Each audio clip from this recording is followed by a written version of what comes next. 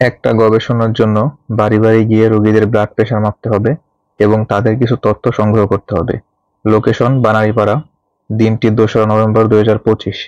কিভাবে কি করলাম সবকিছু এই ভিডিওতে দেখানোর চেষ্টা করব, দেখতে থাকুন। আমাদের সবাইকে সকাল 7:30টার মধ্যে ক্যাফেটেরিয়াতে উপস্থিত থাকার জন্য বলা হয়েছিল। তো এখানে এসে আমরা সর্বপ্রথম ব্রেকফাস্ট করে নিলাম। ব্রেকফাস্ট করার পরে বাইরে বের হয়ে দেখি আমাদের ক্যাম্পাসে 3টা বাস রেডি করা আছে। এই বাসগুলোতে করে আমরা আমাদের মেডিকেল কলেজ থেকে বানারীপাড়া পর্যন্ত যাব।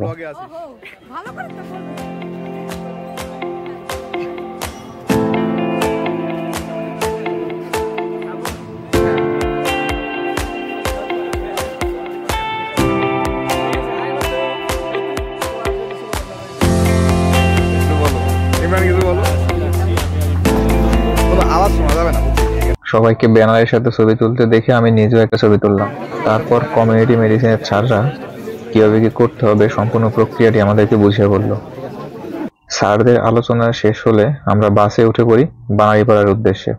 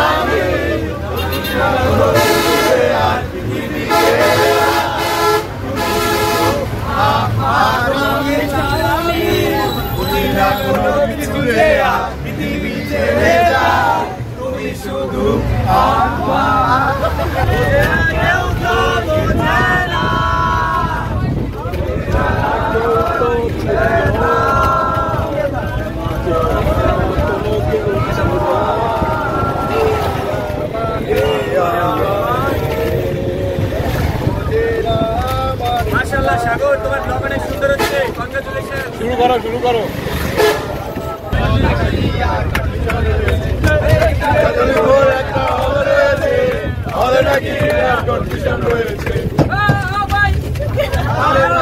এখন আমরা চলে আসছি 50 শয্যা বিশিষ্ট উপজেলা স্বাস্থ্য কমপ্লেক্স বানারীপাড়া। তারপরে আমরা চলে আসি কনফারেন্স রুমে।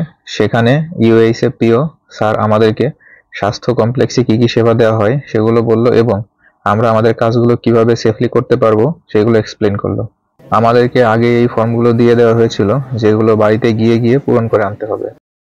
তারপর আমরা আমাদের 12 জনের একটা গ্রুপ নিয়ে বের হয়ে পড়ি এবং এই 12 জনের মধ্য থেকে 2 জন করে করে এক একটা টিম হবে এবং সেই 2 জনকেই এক একটা বাড়িতে যেতে হবে।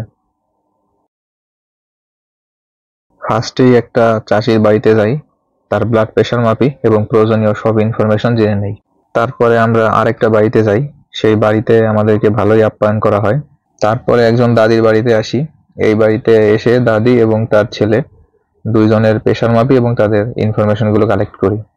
সুন্দর আল্লাহর বাড়িঘর, আল্লাহর জমিন, আসমান জমিন আল্লাহর, আল্লাহর মানুষ, সবকিছু আল্লাহ দিয়েছে। আল্লাহ তোমাকে সাহায্য করবে। আল্লাহর কথা কব, তোমাকে আল্লাহ ভালো রাখবে ইনশাআল্লাহ। আল্লাহ আল্লাহ আল্লাহ, আলহামদুলিল্লাহ আলহামদুলিল্লাহ। নবীজি গদ্যে বাইরেছি আল্লাহ রসুল। এইভাবে একে একে 7টা বাড়িতে গিয়ে আমরা 7 জন মানুষের ডাটা কালেক্ট করি। প্রেশার মাপা যখন শেষের দিকে তখন চাচা বলে তার চুলকানি আছে। এটা শুনে তো আমি ভয় পেয়ে যাই। চুলকানি কিন্তু পুরা। কি বলেন চাচা? চুলকানি আছে না খালজানি? হ্যাঁ, চুলকানি কিন্তু পুরা পুরা। আচ্ছা, আপনার যে হাই প্রেশার আপনি জানেন? সব কাজ শেষ হলে আমরা আমাদের গ্রুপের 12 জন একসাথে হই এবং সিদ্ধান্ত নেই যেহেতু এখনো অনেক সময় হাতে আছে তাহলে আমরা পাশে যে সন্ধ্যা নদী আছে ওই নদীর পাড় থেকে ঘুরে আসি।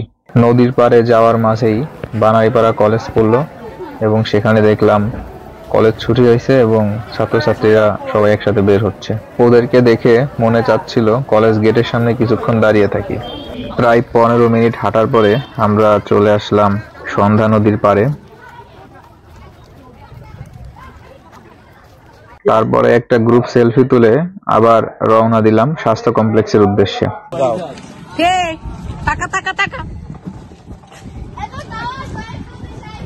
Hi guys.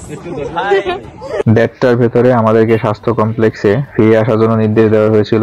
এসে দেখলাম মোটামুটি সব গ্রুপের মেম্বাররাই স্বাস্থ্য কমপ্লেক্সে ফিরে আসছে। তারপরে আমাদেরকে দুপুরের খাবার দেওয়া হয়। আমরা কনফারেন্স রুমে বসেই দুপুরের খাবার খাই। দুপুরের খাবার শেষ করে আমরা সবাই বাসে উঠে পড়ি। তারপর আমরা চলে আসি গুঠিয়া মসজিদে। আমরা এখানে 30 মিনিটের মতো ছিলাম। জায়গাটা ঘুরে দেখি এবং একটু রিল্যাক্স করি। গুঠিয়া মসজিদ থেকে আমরা চলে আসি দুর্গাসাগর।